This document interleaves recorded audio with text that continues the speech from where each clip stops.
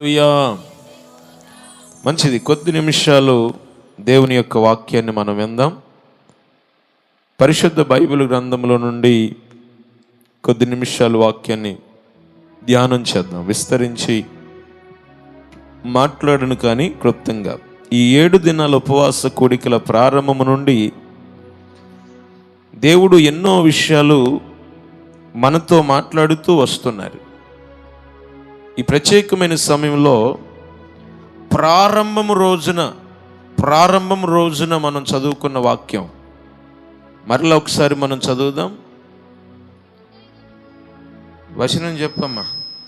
యోవేలు గ్రంథం 2వ అధ్యాయం 12వ వచనం. గ్రంథాలు ఉన్నవాళ్ళు మీ గ్రంథాలు తెరిచి చూడండి. ఇప్పుడైనను మీరు ఉపవాసముండి కన్నీరు విడుచుచు దుఃఖించుచు మనోపూర్వకంగా తిరిగి నా యొద్దకు రండి. ఇదే యెహోవా వాక్కు. ఆమేన్ చెప్పండి అందరూ. హల్లెలూయా. ఎవరు చెప్తున్నారు ఈ మాట?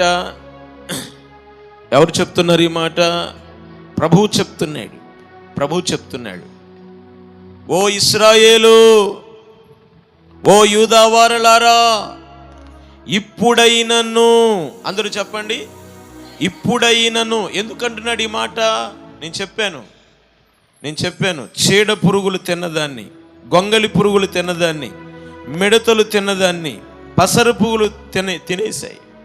ఒకదాని వెంబడి ఒకటి. వీళ్ళు విత్తారు, వీళ్ళు నాటారు, కానీ పంట వీళ్ళ చేతికి రాకుండా చీడ పురుగులు, పసర పురుగులు, గొంగలి పురుగులు, మిడతలు తినేస్తున్నాయి. అనేక రకాలైనటువంటి కష్టాలు, అనేక రకాలైన వ్యాధులు, అనేక రకాలైన బలహీనతలు యూదా వారు, ఇశ్రాయేలు వారు చూస్తున్నప్పటికీ కూడా వీళ్ళ హృదయం కఠినపరచబడుతుందే కానీ వీరి హృదయం ప్రభువు తట్టు తిరగట్లేదు. అందుకే ప్రభు అంటారు, ఇప్పుడైనను. ఏదైనా గట్టి కష్టం వస్తే అంటాం మనం, అంటే ఇప్పుడకైనా నువ్వు మారవా ఏమంటారండి? ఏదైనా గట్టి శ్రమ వస్తే ఏమంటారు? ఇప్పుడైనా నువ్వు మారవా, ఇప్పటికైనా నీకు బుద్ధి రాదా? అనేకమైన కష్టాలు, అనేకమైన శ్రమలు యూదా ప్రజలు, ఇశ్రాయేలు వారు అనుభవిస్తుంటే దేవుడు అంటాడు, ఇప్పుడైనను మీరు ఉపవాసముండి దుఃఖించుచు కన్నీరు విడుచుచు మనోపూర్వకంగా అంటే హృదయపూర్వకంగా తిరిగి నా యొద్దకు రండి. Praise the lord. రండి అన్నాడా? దేవుడు ఏమన్నాడు? తిరిగి నా యొద్దకు రండి. క్రొత్త నిబంధనలో ప్రభు అంటాడు, ప్రయాసపడి భారం మోస్తున్న సమస్త జనులారా నా యొద్దకు రండి, నేను మీకు విశ్రాంతిని కలగజేస్తాను. Praise the lord. దేవుడు ఈ ఉదయకాలం పిలుపునిస్తున్నాడు, రండి. ఇప్పుడైనను మీరు ఉపవాసం ఉండి రండి. ఎలా రావాలంట? ఒక మాట అడుగుతా, ఈరోజు ఎంతమంది ఉపవాసం ఉన్నారు? చేతుల పైకి ఎత్తండి. యేసు రక్తమే జయం. ప్రభు మీ అందరిని దీవించును గాక. హల్లెలూయా. నిన్నటి నుంచి ఇప్పటిదాకా ఎంతమంది ఉపవాసం ఉన్నారు? చేయి పైకి ఎత్తండి. చాలా పడిపోయింది. యేసు రక్తమే జయం. హల్లెలూయా. 7 రోజుల నుంచి, 7 రోజుల ఉపవాసాల ప్రారంభం నుండి ఇప్పటిదాకా ఎంతమంది ఉపవాసాలు ఉన్నారు? చేతులు ఎత్తండి. ఇంకా పడిపోయింది. హల్లెలూయా. ప్రభు అంటాడు, ఈరోజు చాలా విశేషమైన రీతిలో ప్రభు మనతో మాట్లాడబోతున్నాడు. ప్రభు అంటాడు, ఇప్పుడైనను నీకు వ్యాధి కలిగిన ఈ సమయంలో, నీకు బాధ కలిగిన ఈ సమయంలో, నువ్వు అప్పులతో బాధపడుతున్న ఈ సమయంలో, నువ్వు దుఃఖముతో బాధపడుతున్న ఈ సమయంలో, నీ భర్త నీ మాట వినకుండా నిన్ను వేధిస్తున్న ఈ సమయంలో, నీ కుమారుడు నీ మాట వినకుండా, నీ కుమార్తె నీ మాట వినకుండా నువ్వు బాధపడుతున్న సమయంలో, నీ భర్త నిన్ను మోసం చేస్తున్న సమయంలో, ఇప్పుడైనను నువ్వు ఆమె దగ్గరికి వెళ్ళి ఈమె దగ్గరికి వెళ్ళి వాళ్ళతో వీళ్ళతో చెప్పుకుంటున్నావు, కానీ ఉపవాసం ఉండి దేవుని దగ్గరికి వచ్చావా? నీకున్న కష్టాన్ని బట్టి, నీకున్న బాధను బట్టి, నీకున్న వేదనను బట్టి, నీకున్న అప్పులను బట్టి, నీకున్న సమస్యను బట్టి దేవుని యొద్ద విచారణ చేయడానికి, దేవుని యొద్ద ప్రార్థన చేయడానికి దేవుడు అడుగుతున్నాడు, ఇప్పుడైనను నువ్వు ఎంతకాలం బాధను అనుభవిస్తావు? నువ్వు ఎంతకాలం నష్టాన్ని అనుభవిస్తావు? నువ్వు ఎంతకాలం కష్టాన్ని అనుభవిస్తావు? నీకున్న కష్టాన్ని బట్టి, నీకున్న నష్టాన్ని బట్టి, నీకున్న వ్యాధిని బట్టి, నీకున్న వేదనను బట్టి ప్రభు అంటాడు, ఇప్పుడైనను. మీరు అనొచ్చు, పాస్టర్ గారండి ఉపవాసం ఉంటే ఏం జరిగిద్దండి? ఉపవాసం ఉండి ప్రార్థన చేస్తే ఏం ఒరిగిద్ది? కొంతమంది ఉపవాసం ఉంటే గ్యాసు, ఉపవాసం ఉంటే నీరసం. దేవునికి స్తోత్రం. ఉపవాస ప్రార్థన ఎంత శక్తివంతమైందో తెలుసా? ఉపవాస ప్రార్థన ఎంత బలమైందో తెలుసా? నీ మీదికి వచ్చే కీడును దేవుడు మేలుగా మార్చబోతున్నాడు. చప్పలు కొడి స్తోత్రం చెప్పండి. నువ్వు ఉపవాసం ఉండి ప్రార్థన చేస్తే, నువ్వు ఉపవాసం ఉండి కన్నీరు కార్చి దుఃఖించుచు హృదయపూర్వకంగా తిరిగి దేవుని యొద్దకు వస్తే, నీ మీదికి వస్తున్న కీడు దేవుడు ఏం చేస్తాడు? మేలుగా మారుస్తాడు. నేను జ్ఞాపకం చేశాను, హిజ్కియాకు దేవుడు చెప్పాడు మరణం రాబోతుంది. హిజ్కియా కన్నీరు గార్చి ప్రార్థన చేశాడు, మరణాన్ని నిరర్ధకం చేశాడు, జీవాన్ని అక్షయతగా దేవుడు ధరింపజేశాడు. దేనికి? హిజ్కియా నీవు కన్నీరు కార్చుట చూచానయ్యా. చదవండి ఆ మాట. యెషయా గ్రంథం 58వ అధ్యాయం. యెషయా గ్రంథం 58వ అధ్యాయం, క్షమించండి 38వ అధ్యాయం. యెషయా గ్రంథం 38వ అధ్యాయం. హిజ్కియా నీవు కన్నీరు విడిచట చూచి తిని. ఎన్నో వచనం? 5వ వచనం. నీవు తిరిగి, యెషయాతో చెప్తున్నాడు, నువ్వు తిరిగి హిజ్కియా యొద్దకు పోయి అతనితో ఇట్లనుము,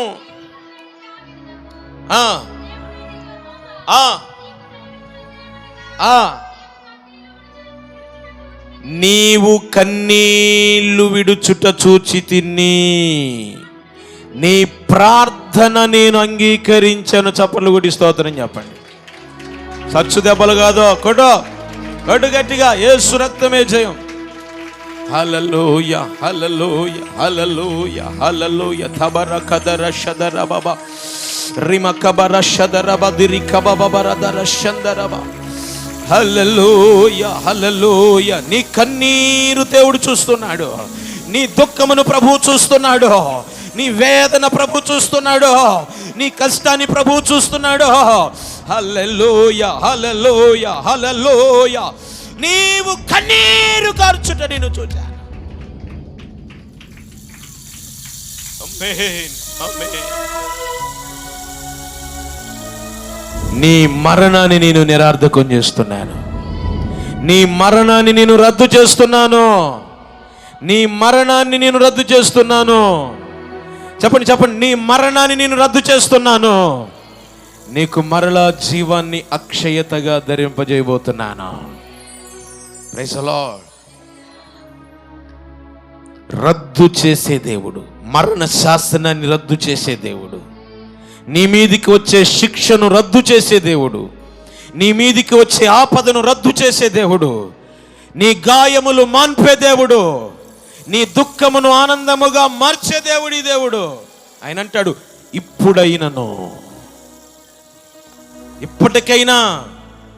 ఇప్పటికైనా నీ మనస్సు మార్చుకొని నీ హృదయాన్ని ప్రభు తట్టు తిప్పి దేవుని సన్నిధిలో ప్రార్థన చేస్తే, దేవుని సన్నిధిలో నువ్వు కన్నీరు కారిస్తే ఈ దేవుడు ఎవరో తెలుసా? ఈ దేవుడు ఎవరో తెలుసా? నీకు చేయుదునన్న కీడు చేయకుండా మనస్సు మార్చుకునే దేవుడు. చప్పట్లు కూడా చెప్పండి. మనస్సు మార్చుకునే దేవుడు. హల్లెలూయా. ఒక మాట చెప్తాను, బయట ఉన్న వాళ్ళందరూ వినండి. ఒక మాట చెప్తాను, ఈ దేవుడు ఎవరు తెలుసా? నువ్వు ఉపవాసం ఉండి ప్రార్థన చేస్తే, నీ ఉపవాసం ఉండి ప్రార్థన చేస్తే ఆయన మనస్సు కూడా మార్చబడింది. హల్లెలూయా. నినివే పట్టణ ప్రజలందరూ, రాజు మొదలుకొని ఇదిగో ఆ పట్టణ ప్రజలందరూ ఉపవాసం ఉండి ప్రార్థన చేస్తే దేవుడు తాను చేయుదుననుకున్న కీడు చెయ్యక మానివేశాడో. హల్లెలూయా. భయపడమాకు, కీడొస్తుందని భయపడమాకు, శ్రమ వస్తుందని భయపడమాకు, భయపడకు. నీ మీదికి రాబోయే కీడు చేయకుండా ఆయన మానివేసేటువంటి దేవుడు. Praise the lord. ఉపవాస ప్రార్థనకు ఇంత శక్తి ఉంది. చెప్పండి. నువ్వు కష్టం వచ్చినప్పుడు, నష్టం వచ్చినప్పుడు కృంగిపోయి గడ్డం కింద చేతులు పెట్టుకొని నా బతుకింతేనేమో, నన్ను ఎవరు పట్టించుకోవట్లేదు బాధపడమాకో. నిన్ను ఎవరు పట్టించుకోకపోయినా, నిన్ను ఎవరు చూడకపోయినా, నీకు ఎవరు సహాయం చేయకపోయినా, ఇక్కడ ఈ దేవుడు నీకు సహాయము చేయగలిగిన దేవుడు. నీ కన్నులు మనుష్యుల తట్టు కాకుండా, నీ కన్నులు అధికారుల తట్టు కాకుండా ఎవరి వైపు చూడాలి? ఆకాశమందున్న ఆసీనుడా, నీ తట్టు కనులెత్తుచున్నాను, నేను నీ తట్టు కనులెత్తుచున్నాను. కరుణించుము యేసు, కాపాడుమా. చప్పట్లు. తట్టు కనులెత్తుచున్నాను, నేను నీ తట్టు కనులెత్తుచున్నాను. గాయపడిన గొర్రెను నేను, తిరుగుతున్నాను. గాయపడిన గొర్రెను నేను, గాయపడిన గొర్రెను నేను, త్రోవ కానక తిరుగుతున్నాను. కరుణించుము యేసు, కాపాడుము, నీ తట్టు కనులెత్తుచున్నాను, నేను నీ తట్టు. ఆకాశమందున్న ఆసీనుడా, నీ తట్టు కనులెత్తుచున్నాను, నేను నీ తట్టు. హల్లెలూయా. నువ్వు గాయపడిన గొర్రెవే. నీవు గాయపడిన గొర్రెవైతే నీకు గాయము కలిగినప్పుడు, నీకు నష్టము కలిగినప్పుడు, నీకు శ్రమ కలిగినప్పుడు నీ కన్నులు ఎటువైపు ఎత్తుతున్నావు? ఆ పాస్టర్ కాడికి పోయి ప్రార్థన చేసుకుంటే బాగుపడతాను, ఈ పాస్టర్ కాడికి పోయి ప్రార్థన చేసుకుంటే బాగుపడతాను, అక్కడికి వెళ్తే స్వస్థత, ఇక్కడికి వెళ్తే స్వస్థత. మనుషుల వైపు చూస్తున్నావా? సంఘాల వైపు చూస్తున్నావా? సేవకుల వైపు చూస్తున్నావా? సేవకుడు కాదు నిన్ను బాగు చేసేది, దేవుడు. స్తోత్రం. ఎవరి వైపు నీ కనులెత్తాలి? ఎవరి వైపు నీ కనులెత్తాలి? We are only instruments. మేము కేవలం పాత్రలు మాత్రమే. కానీ పరిపూర్ణుడు ఆయనే. నిన్ను స్వస్థపరిచేవాడు ఆయనే, నీకు సహాయము చేసేవాడు ఆయనే, నిన్ను పైకి లేవనెత్తేవాడు ఆయనే, నిన్ను వృద్ధి చేసేవాడు ఆయనే. మన కన్నులు మన కన్నులు మన కన్నులు మన కన్నులు యేసు వైపు ఎత్తుదుముగాక. Praise the lord. దేవుని తట్టు మనం తిరగాలి.